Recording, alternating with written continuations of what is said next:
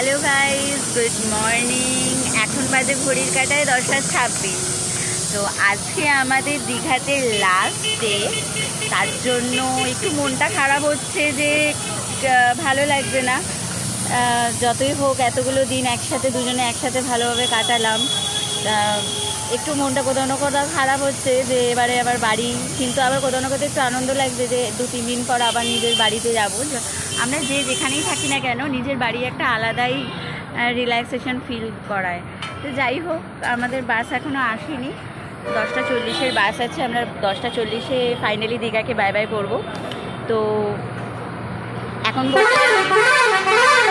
আমি খাবো, ওর খাওয়া হয়ে গেছে অলরেডি। ও কি খেলে, স্যান্ডউইচ সামথিং কিছু খেয়েছে, আমি তো খাইনি, তাই জন্য আমি পরোটা আর ডিম সেদ্ধ। আমার সকালবেলা ওরকম ব্রেকফাস্ট পোষায় না, তাই তো যাই হোক, এখানে থেকে দুজনে একসাথে কাটিয়ে একসাথে সময় কাটিয়ে খুব খুব আনন্দ করেছি, খুব মজা করেছি এই 2-3টে দিন আমরা একসাথে। আর এবারে গিয়ে কাজকর্ম, ওর কাজকর্ম, আমার বাড়িতে বসে থাকা। যাই হোক, মনটা একটু খারাপ লাগছে কোথাও না কোথাও। মিনি ব্লগ হিসাবে এটা আপলোড করব, বাট চেষ্টা করবো বড় দীঘার পুরো ব্লগটা দেওয়ার। একটু তোমাদেরকে ওয়েট করতে হবে তার জন্য।